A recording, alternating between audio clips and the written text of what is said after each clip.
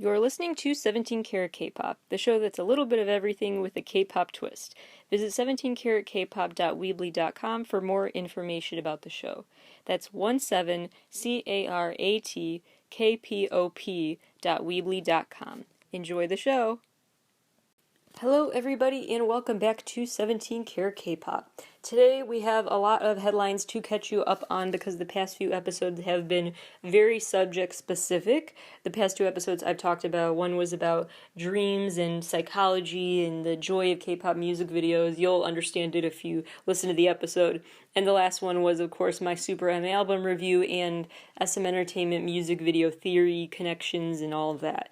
So now it's time to catch you up on the headlines that I didn't have time for in previous episodes. I also have some 5 yays and 5 nays to update you on with my takes on some current K-pop issues, and I have to tease a few new releases. So let's just dive into the news. My yay number 1 this week goes to K-pop's social media force, which is on display more than ever before, thanks to Twitter stats celebrating what they call like a 10-year anniversary of K-pop Twitter.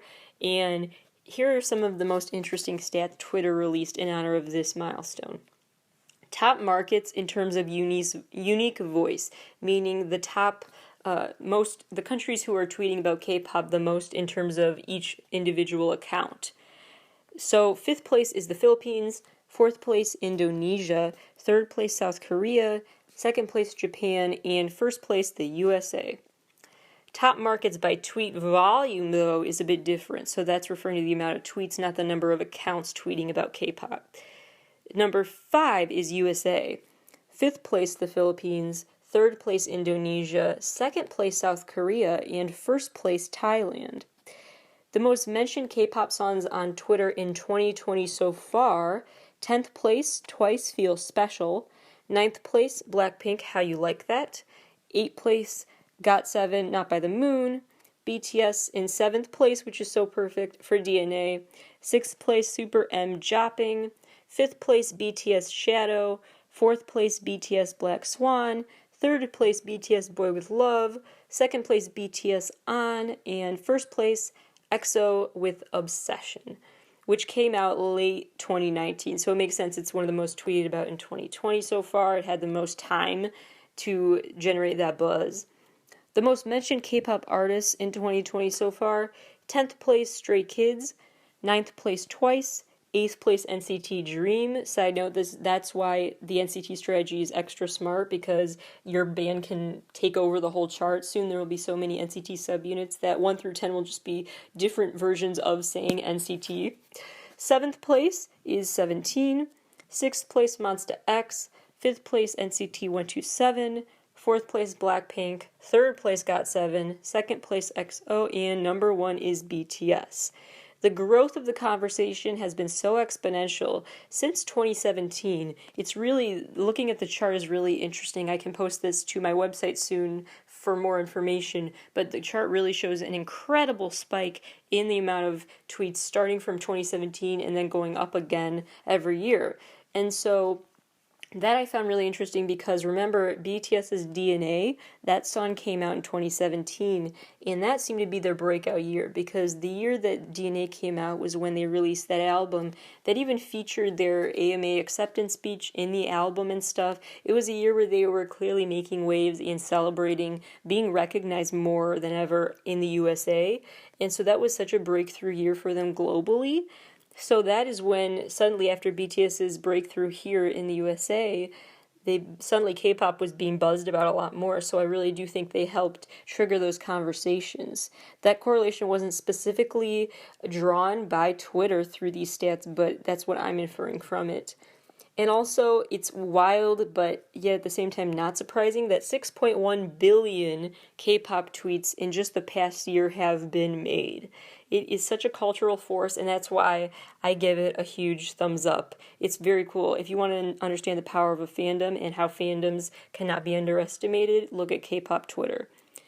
Nay number 1, though, for me, goes to anyone who thinks this is a trend and not just here to stay. So let's start by I have to call out Katy Perry for this, and it's really something that a lot of other artists have said and done too. So it's not really about Katy, it's more about others, but what she said lately I take issue with.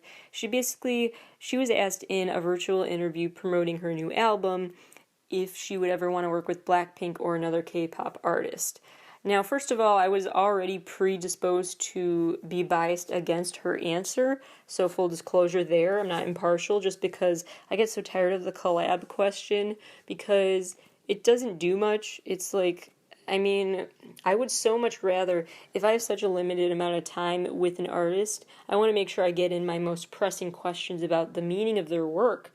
And so I don't have time to ask a collab question, frankly. I don't really care compared to, I just want to know about their work. I don't really, that's just me. But anyway, so they asked the collab question that they seem to ask everyone, and she said, quote, "I don't want to be part of a trend. I want to be part of a movement."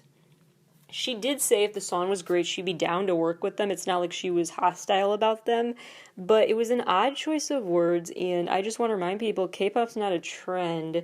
That's why I was bugged when K-pop was referenced in that YouTube Rewind one year, because that YouTube Rewind is meant to be like a capsule, a time capsule for that year, so that later you can be like, remember that year when we were all playing with this toy or wearing that outfit or whatever? We will not say remember that year when we all listened to K-pop. Wasn't a 1 year thing. So it's weird to describe it like a trend. It's on the rise and then here to stay. We're not putting the genie back in the bottle here. Once you've discovered this incredible world of music, how can you suddenly go away from it? It's here to stay. So that I don't like, but also it's a weird way to say it. I don't want to be part of a trend. I want to be part of a movement. It's just a weird way to put not wanting to be with collaborating with K-pop stars. And don't get me wrong, I may just be too nitpicky over this and it may mean nothing, but I don't know what I want, I guess, because there are artists, I will not name names, but if you're a very long time listener of my show, you know that there are certain collabs with Western artists that clearly were phoned in, clearly were just to help the K-pop artist on the USA charts, or were just felt very inauthentic and unnecessary, and those collabs do bug me when the artists do jump onto the song as if it is like a trend to be a part of it. And so that I get. I don't want that bandwagon approach. If she doesn't feel like that song speaks to her, then don't do the collab. I appreciate that mentality here, but at the same time, it's just an odd way to put it, as not wanting to be a part of it because then you'll be like a sellout. I don't know. But it also is kind of like you're being a sellout if you do it inauthentically. So I don't know what I want here. This interview topic just bugged me, and so that is my nay number 1 for the day. Yay number 2 goes to IU's 12-year anniversary. She continues to thrive in the music scene after all this time, which I'm very happy for. She had a special concert event to celebrate her 12-year anniversary. It included 13 songs, and it was 100 minutes long, and she also performed some songs live for the first time, including a previously unreleased song. So she's basically giving fans gifts on her anniversary day. She also continued to do that for just the community, as always. She made a huge donation of 100 million won to charities, 2 big ones. 50 million won went to Love Snail, and 50 million won went to the Korean Unwed Mothers Families Foundation. Both donations she made, not just under her name, but under her fandom name, so it's kind of like the fans help donate too, which is really sweet. So she really has just been giving back to celebrate and remains so humble after 12 years, which is very impressive to see. My nay number 2 has to do with, well, I just put this as a nay for a petty reason and because I needed a 5th nay, frankly, but my nay, I'll just say, is the design of the new YG Entertainment building.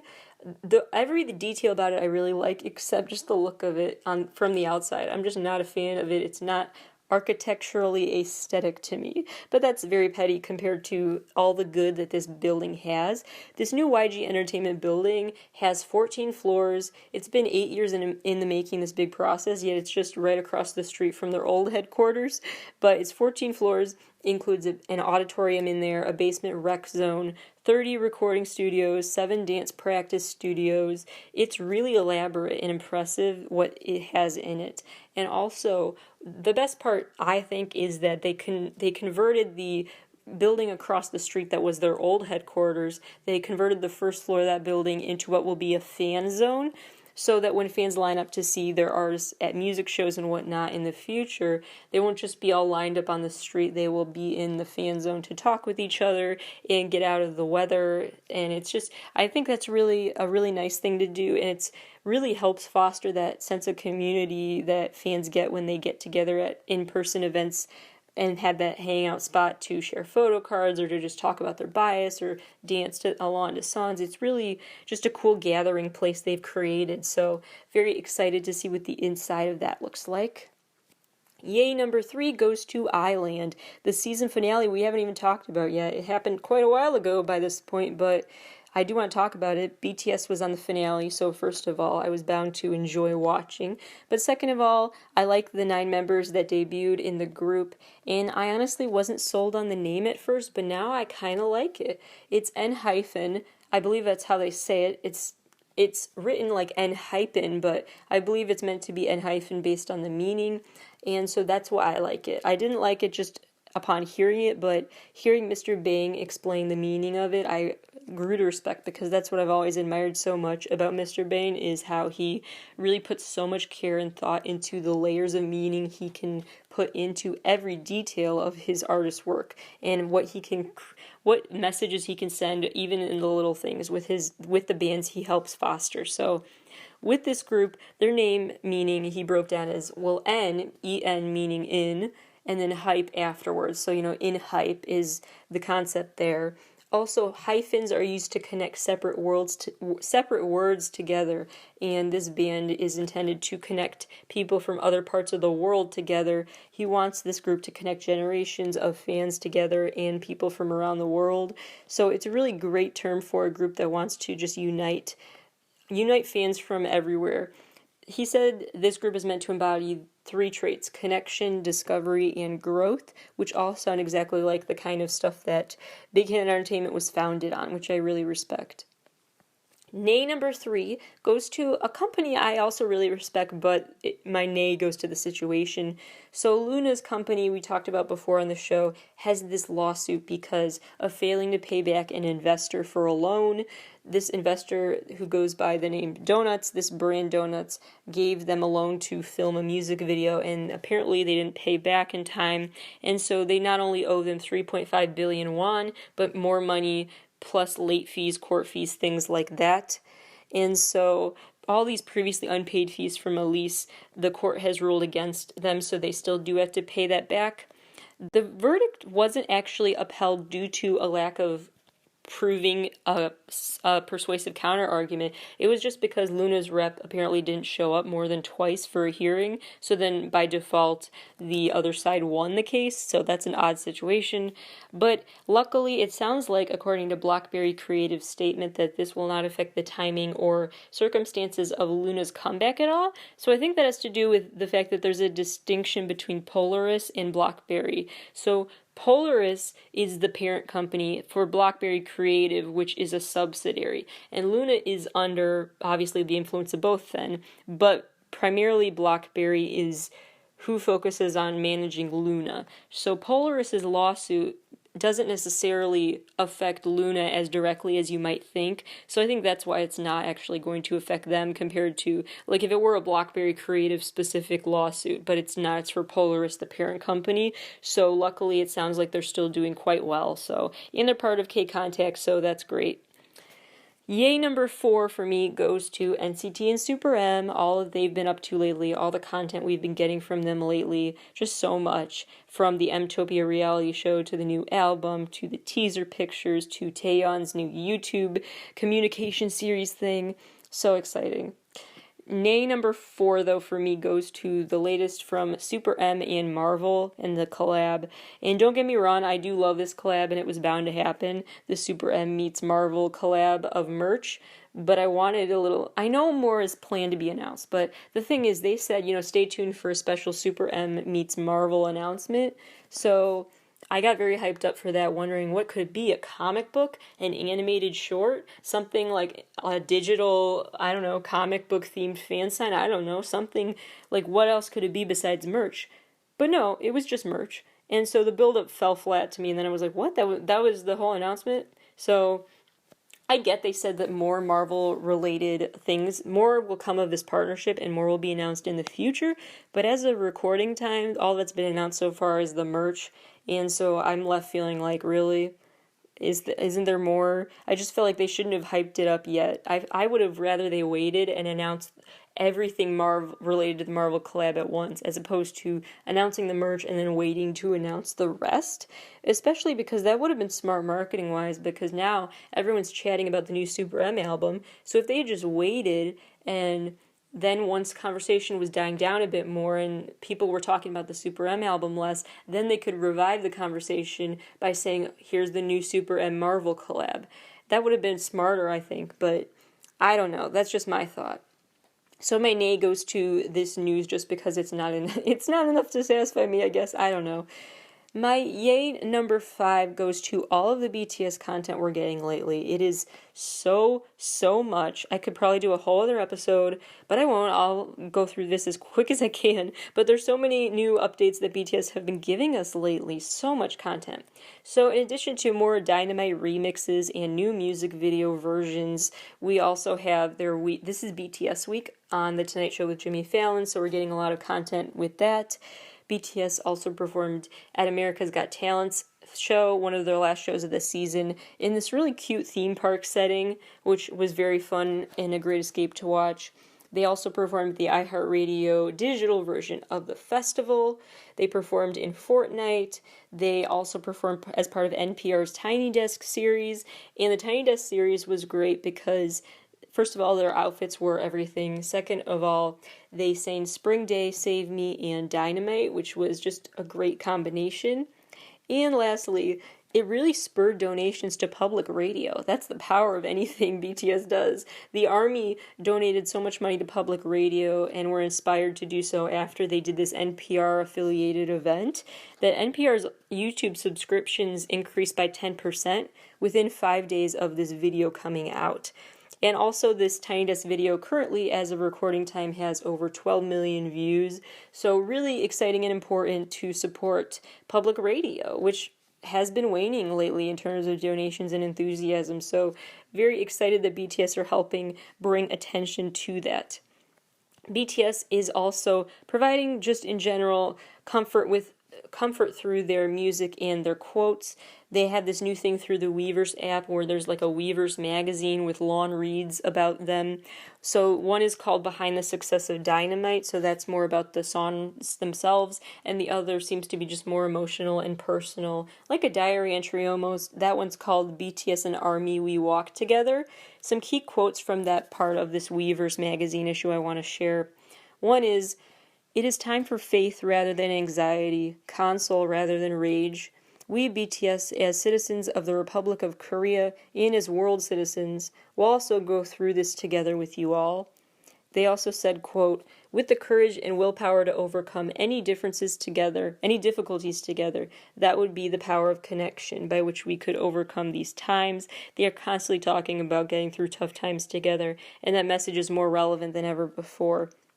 They also said something that really struck me from a new interview posted to the Recording Academy's website, where Yoongi was talking about why he talks about his personal mental health struggles in music, and it just really struck me how he described really, well, I figured, why not me? If not me, who? And this, I see the generation struggles. I see that it's hard, the younger generations these days. There's a lot in this world that's scary to grow up in, and it's really challenging. There's a lot of hurdles and expectations, and it's a lot of pressure and uncertainty about the future. And so if no one's admitting that things are bad, then why not I do it and open up about that? And so the way he put it, I really appreciate, which is true what he does through his music. He's always been honest in that way. More words of comfort came from their UN speech. They were invited back for a General Assembly speech at the 75th of its kind. And I love that Namjoon's words were kind of a follow-up to his previous UN speech in the metaphors he used, which he followed up in, like when he talked about looking at the sky and no longer wanting to look at the sky. And then during this speech, he talked about wanting to look up at the sky and seeing stars, or being okay on the nights when you don't see stars, all metaphorically. Really, really smart of him. And also, I don't know if this was intentional, but did anyone else notice that that speech was around 7 minutes? At least some clips uploaded of it were. 7, the number 7, that was smart if that was intentional. I really like this quote that I want to share. BTS will be there for you. Our tomorrow may be dark, painful, difficult. We might stumble or fall down. Stars shine brightest when the night is darkest. If the stars are hidden, we'll let the moonlight guide us. If even the moon is dark, let our faces be the light that helps us find our way. Let's reimagine our world. We're huddled together tired, but let's dream again. Dream about a future where our worlds can break out of our small rooms again. I just love that they keep reminding us that they are going through this tough time too, and they're there with us. They also shared similar words in a letter they wrote exclusively for Vogue magazine, with more quotes that I just really want to share because they comforted me as BTS's words always do, and I think you can appreciate them and be comforted by them as well. Quote, "We all grew up with stories. Sometimes they are fairy tales read to us as we are tucked into bed, coaxed into our blankets with the promise of magic or victorious heroes overcoming difficulties with remarkable resilience and strength. At other times, they are stories in the media, movies and sitcoms, news articles, or the latest release from our favorite artists. These stories are voices we hear day to day as we grow up, instilling values within us and shaping the way we see the world. The world isn't too perfect right now. Times are hard and fast changing. We too have struggled in the hardships of this year and have had to abandon our plans. We share with the world those feelings of disappointment, loss, and void. We understand the difficulties even if we cannot fathom their depth. Regardless, we stand with you. We grew to become so much more than we had hoped. And as more and more people sing and dance to our music, we grow not only more thankful, but also more aware that there are so many people out there who are influenced and inspired by our words and messages. We, BTS, are just 7 young men growing and learning like everyone else in this world, but we wish to tell you, hope is everywhere. Keep going. As 7 individual members, stories have made our world. Now, as a group of 7, we tell our stories to the world as a message of comfort and hope, and we hope this message reaches you well." Really, really touching words. I also love the fact that my name is Hope, because every time they say it, I get excited. They also gave a speech at National Youth Day this year, which is an inaugural event in South Korea. They put together messages at the event, which were put into a box that will be opened in 19 years from now. So, sorry for everyone who's impatient, but we're going to have to wait 19 years to find out what they put in there. 19 is the year that symbols the start of adulthood in South Korea, by the way. So many touching words and speeches they've been giving lately, and we're getting even more encouragement from them very soon because they are releasing what they describe themselves as their most BTS-esque album yet. The making of this is basically embodying the meaning, quote, "Even in the face of this new normality, our life goes on," and this is all describing their new album, which will be out November 20th, and it's called B. I'm very, very excited. It's BBE, and that is just sounds like a perfect name for a BTS album. It's because it's can be you, be yourself, be whatever you want to be. It just feels like that was perfectly named for them, and they really found a way to turn the sorrows of this time period into something comforting and creative and productive. So I'm so excited for this new release, and especially because my bias Jimin is the project manager for the first time. Let's not forget that. My last nay goes to Jessica from Girls' Generation's book release being pushed back. It sounds like it was only going to be pushed back a week, but that's odd because if they're reprinting stuff, that seems a very short amount of time to do that. But they have to reprint copies now because there was a lot of confusion as to if this book was inspired by her time in Girls' Generation or if it was more just fictional, if it was fictional versus like an actual autobiography.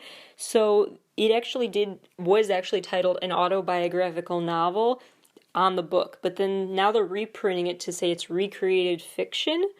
And so the marketing for this just gets a thumbs down from me. I just was confused.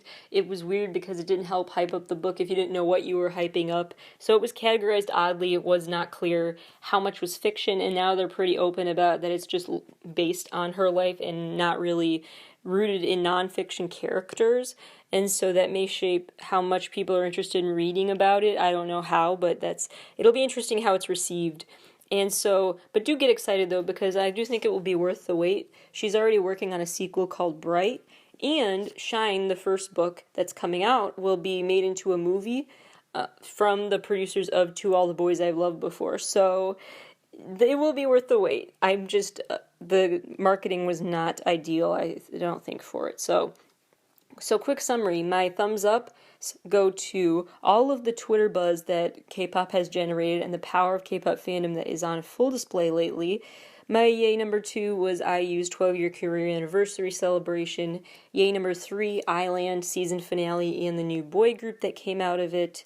Yay number 4, everything new lately from Super M and NCT. And yay number 5 is all of the BTS comments and content and quotes, everything they've been giving us lately that just makes 2020 easier to handle. And my nays go to Katy Perry calling K-pop a trend, the design of YG Entertainment's new building, Luna's company losing their lawsuit, the Super M Marvel merch announcement without anything else being announced, and lastly, Jessica's book publishing fiasco. So that is the roundup with my takes. But now, just a quicker overview of some more headlines in the world of K-pop is coming after the break. Your reading recommendation of the day is to please read this piece from Scientific American on their website. It's called How to Unlearn Racism, and it's very eye-opening and important. Please go read that. There's also an audio version. It's been a little while since my last rapid-fire headline roundup about what's going on in the world of K-pop, so there's a lot to get to. Let's just run through the list. J-Sef from Card is officially enlisting in the military October 5th, but in better news, we get to see Key back home very soon. Key is being discharged early. October 7th, he will not return to the base after his vacation that he is currently on ends, and so he'll officially be discharged on the 7th. Also on the 7th, being discharged early is Jinwoon from 2AM. Side note for J-pop stans like myself, get excited because we'll see a lot more of Miku soon. She has been appointed by the Japanese government as the coronavirus countermeasure spokesperson in the office of the Japanese government's cabinet secretariat. A long title to basically say she is the new face of an ad campaign for coronavirus countermeasures. Basically, she'll be promoting through social media PSAs and the like, mask wearing, social distancing, etc.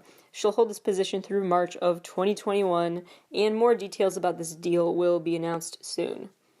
The Mamas this year will be held online. BTS was confirmed to make an appearance before they moved to online, so I don't know if that still holds up, but I sure hope so. That will be December 6th, and the event was set to be held in Korea for the first time in 11 years. I hope some of it is filmed there. That is a big historic deal, so hopefully that happens.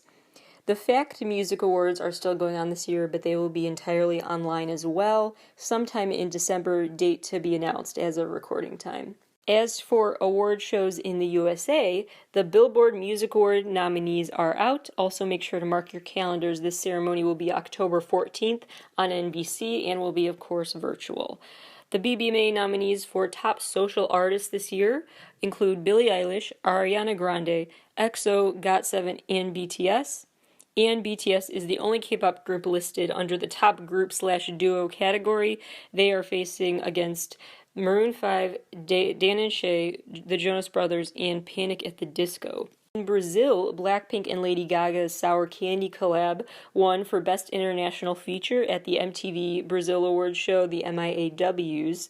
Speaking of Blackpink, mark your calendars because October 2nd at 11 a.m. Eastern Time, they will be on E! News' Daily Pop show. There are also tons of other press events they're going to do, including a live countdown on YouTube before the video release for Lovesick Girl, so get excited, a lot of Blackpink content is coming very soon. More exciting news is probably also on the way for CL. She just launched a Weverse channel, so I feel like she's teasing even more, ready to tease even more content through even more channels. So I feel like we need to buckle up for a new EP or something big. BI from Icon was just appointed executive director of IOK Company. The Brand of the Year awards were just held. There were so many winners from IU to BTS to Gravity to AB6. Rookies and seniors in the industry alike were awarded at the Brand Awards this year. The K-Culture Festival's Global Hallyu Ambassadors for 2020 are officially Red Velvet and Super Junior. BTS was set to have an online concert that with some offline socially distanced components in October, but now it's officially going to be online only.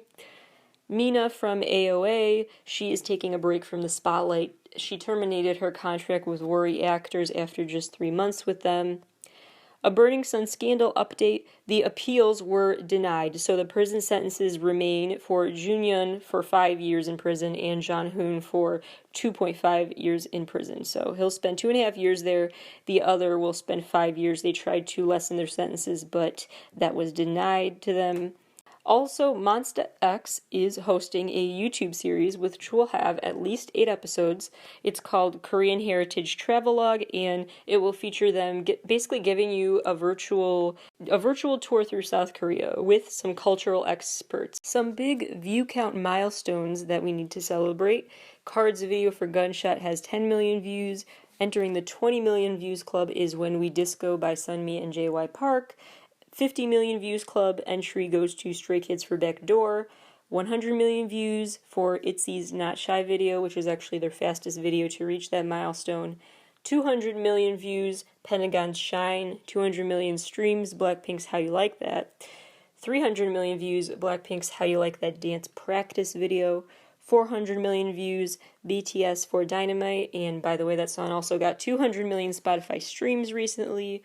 550 million views for Blackpink's How You Like That, which is also now the most liked video from any female artist on YouTube, with over 16.5 million likes. And 750 million views on both Mic Drop and Idol, both by BTS. Also, congrats to BTS, who rose back to #1 on the Billboard Hot 100 with Dynamite. They are also now the first act to simultaneously top both of those new Billboard charts we talked about before, the Global 200, excluding the US and the other Global 200 chart. Treasure's latest single album topped the iTunes charts in at least 9 different regions of the world. Stray Kids in Life sold over 233,000 copies in its first week. The Boys' new mini album, Chase, reached #1 on iTunes in at least 9 countries. ENHYPEN is already getting a lot of buzz, even though they haven't really debuted with music yet, but their debut live stream got over 1 million views, so the hype is already there. Given the name, that is perfect. NCT 127 just reached 4 million Twitter followers, got 7 won 2 awards at the Line PCAs in Thailand, including Artist of the Year. And congrats to 17, who just passed 1 billion streams on Spotify. Probably 900,000 of those were me, but still, congrats. And also they topped the United Worlds charts with 24 hours. Some more 17 updates. There are a lot lately, actually, so here's what to add to your viewing list. One is their appearance on the Idol quiz show that was recently uploaded to KBS World's YouTube channel. Other thing is, of course, more Going 17 episodes. Then there's the Seoul Hallyu Staycation series. It's on the Visit Seoul YouTube channel. Episode 1 focuses on food and cooking. Episode 2 is about drama and style. Episode 3 is culture and tradition. And episode 4 is K-pop and dancing. So all aspects of Korean culture. You can take like a virtual vacation by watching that Visit Seoul series of videos starring 17. Also, Warner Music Korea recently posted on their YouTube channel a virtual interview where Pink Sweats talked to Joshua and DK from 17 about their new collab, so make sure you check that out. Also, Woozi just joined in a celebrity charity flea market where he donated his autographed jumpsuit that he wore during the Snap Shoot promotions. When they were promoting that B-side, that jumpsuit was sold for charity. And lastly, in terms of 17 news, let's talk about Seungkwan's Go OST really quick. So, first of all, there are a few moments in that song that feel like the lyrics were a little wink to 17 songs and lyrics. And I don't know if it's intentional. I'm known for overanalyzing lyrics and connections, but I'm just saying. Some of the lyrics include homely.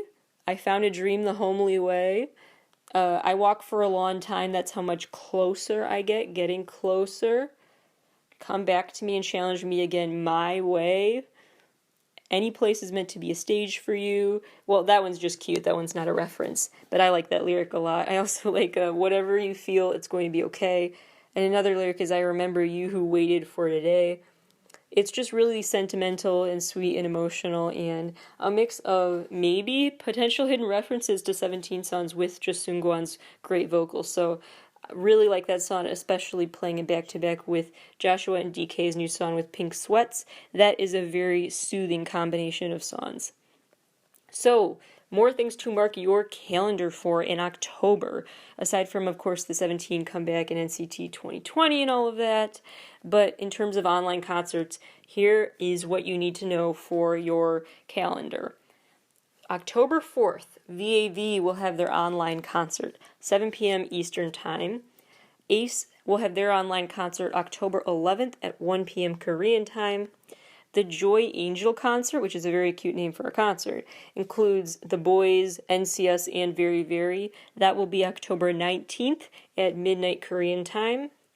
Luna, Through My Music Taste, will have their show at midnight Korean time October 20th. ATEEZ has their 2-year anniversary online show October 24th, 3 p.m. Korean time. 7 o'clock will have their show 10 p.m. Eastern Time October 30th. That is one with Studio PAV, where you can pay $25 for a general ticket or $100 for a VIP autograph, and this time they're offering a sing-along feature. I'm not sure what that means, but that is an option with your autograph as a VIP benefit. You could also get a VVIP ticket for $150 for a one-on-one fan sign and Zoom session event with your favorite. November 20th, Ravi will have an online show 10 p.m. Eastern Time. October 30th, Epic High has an online show that sounds like it's going to be Halloween themed. And lastly, K-Contact, aka Virtual K-Con, is coming back, and the lineup is so jam-packed. ATEEZ, Dreamcatcher, Woods, it's so many more. Luna, of course, Park Jae-hoon, Ace, Everglow, The Boys, On and Off, Sunmi, Card. I could go on and on, but it's really jam-packed this time, even more probably than last time. So make sure you tune in for that. And also remember, when you do tune in for that, you're not just financially supporting the staff that helps pull off that event, and also want to, work on live shows when those gigs the money's dried up from those gigs these days, but also your money is helping because some of the proceeds are going towards the Learning Never Stops campaign, which is helping underprivileged families and kids who need help with the online learning or other educational tools during this pandemic. You're helping them get through that. So just remember that's where your money is going. So it's a very reasonably priced $20 experience for this 10-day event. Also, you could get the $25 experience, that's K-Contact Plus. That's a new option this time. But it sounds like the only real difference is that you get more camera angles and you get a replay playback video on demand option. Otherwise, with the regular K-Contact ticket, you only get that one-time viewing, but then you can replay if you get the other viewing. Those sound like the only differences to me, so keep all of that in mind as you decide what option you want.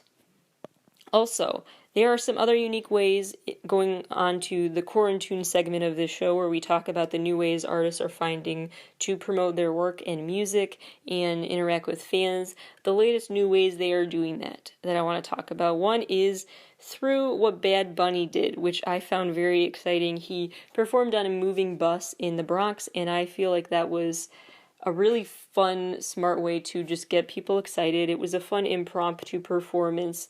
As the bus rode down the streets, fans got to follow along, and of course they were filming it and running alongside the bus. It could have been a really hectic crowd outside, but it looks like everyone kept their distance and it wasn't too hectic. So if those are impromptu and fans don't suddenly show up in swarms because you prepare them in advance for your arrival, I think that's a cool option to promote your work, and it definitely made those fans' day, I'm sure, so I wanted to highlight that.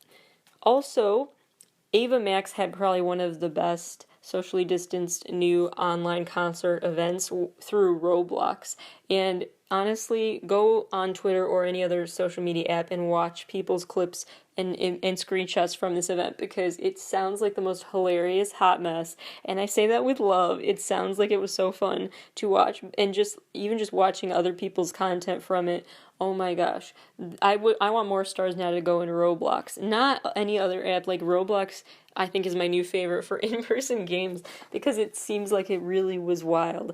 And I hope Ava took it lightly and was laughing along with them and didn't feel like they were laughing at her. I hope she laughed with them, because it really was wild how it turned out, where all of the Roblox characters were like jumping on each other, and some were like standing on her head at points, and it was very weird. And at one point she fell into the lava. It was really quite a mess, but it was really fun to watch. And it still, promoted the album, because the album she performed in the game, and it's a great album. So just saying, I think it was a success, and I hope more artists do that. Lastly, we've talked about this a lot before in the Wonho My God episode of the show, but I want to continue to highlight it because I find it a really unique new way that artists and fans are connecting and how their bond is changing over time, which is just extra enhanced due to the pandemic, causing artists to turn more and more and more to digital ways to connect with fans often. And so I find it so interesting how there's more and more reciprocation every day, it seems, between fans and their idols. So there constantly is that feedback loop, whether it's a celebrity actually taking fan art and turning it into real merch or album covers, or it's getting fan song requests through Instagram Live. Whatever it is, they're being more and more receptive to what fans want, and I find that really interesting. And so a very unique, smart way that's happening lately is with campaigns for art designs. The latest two examples are Ava Max with PixArt and Lil Nas X with Adobe Creative Cloud. His contest actually has a 10K cash prize, so that just a PSA about that. But it's a cool way because those art contests are really smart marketing-wise now. First of all, because they help fans show off their art, and the more you allow a fan to invest time and energy into thinking about an artist and promoting their work, the more they're likely to be a longer term fan, because they feel like their efforts have been validated and recognized and appreciated, and they can get more, moral support and praise from other fans. They feel very more included in the fandom, and it just strengthens that sense of it being part of their identity to be a fan if they're spending their days doing things like making this fan art for their favorite.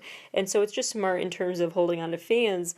But second of all, it's great for the artists. So I hope more independent artists go this route and get those same brand opportunities, because this is helping with promote. Like, I'm sure Adobe Creative Cloud is paying Lil Nas X a lot for this promo. Pixar is paying Ava probably a lot for this promo. So I hope that those brand partnerships, when they do digital events, are really helping artists who most of their money would come from touring, and that is not feasible right now. So I hope this is providing an extra good source of income for them. So it seems like a win-win situation that I want to keep highlighting and discussing in future episodes of this show.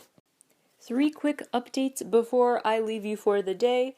First of all, I'm very, very excited and honored to announce that I got to conduct my first big full-length K-pop group interview with 7 O'Clock, so make sure you check that out. It is on the website now in Korean and English for you to read in full. Go to 17caratkpop.weebly.com for that. You just click more, and then the drop-down menu will show blogs. Click on the blog option, and then you may also have another drop-down menu that says posts, but it should be one of the latest posts. The other latest one is my new newsletter, so every Friday, if you subscribe to that, you will get music recommendations, more further reading and references and sources from discussion topics during the past few episodes, summaries of the episodes you may have missed, get caught up, and just get more bonus content through that newsletter every Friday now. So my latest newsletter might be the latest blog post, but right below that should be my 7 o'clock interview, and please do spread and share that if you can. I really am proud of it, and it's just a start for me, and I have a lot of big dreams for this show. I hope my passion is being put to good use. Some days it feels like I'm just talking into an empty mic, or an empty room with a mic, and so I just want to, I appreciate any reading and reassurance that people are listening and that I'm doing a good job, and I just want to put my passion to good use and feel like I'm I'm doing justice by these artists that I try to talk about. So I am excited to promote that group specifically, but also in general, this interviewing means a lot to me. It's helping me build up some credibility and just help expand the brand. And I just really appreciate every stream of the show and every share of something on my blog, because it continues to help me just grow my legitimacy as trying to. I just dream of big things for me in the world of K-pop podcasting. So, okay, rant over, but just it means a lot to me. Second big announcement is similarly sappy, where it would just mean a lot to me if you shared my latest episode of this show. Not this one, I'm talking about the one called The Empire Strikes Back, which I released earlier this week, because that episode I worked really hard on, and I think I do a great job articulating better than ever my theories about NCT and Super M's music video worlds, my theories about them. Also, I think it is not just a great way to prepare yourselves for NCT 2020 and dissect those teasers and understand the symbolism and the Easter eggs from past videos and all of that, but it is just a great way to promote the group if you share that episode. And I'm just such a hardcore NCitizen and Super M fan, and I just want to show that off and again feel like it's a validated effort and that people appreciate my analysis and everything. And I'm just very happy to be giving so much promo to NCT and Super M, because I think they deserve it. So if you want to join me in getting excited for the comeback and hyping it up, and in general also to just sharing the blood, sweat, and tears I've put into that episode and those theories and all of that, I appreciate the payoff for my emotional investment in all of this. All right, second sappy rant over. Third thing that I will save my excitement for after I turn off the mic for is just keep in mind that there is a rumor, as of recording time it is not confirmed, but there is a rumor that 17's comeback for October will be in week 3. So the third week of October, keep your eyes peeled on that week, because that may be when 17 comes back, and I really hope it is, but that means we have less than a month to mentally prepare, so please know that and be aware of that and get ready. I am really so excited for that comeback, of course, so lots more to say about that next month. Alright, that is it for today. Thank you for listening, and I will see you for a new episode of How to Stand on Sunday and more 17 Carat K-Pop next week.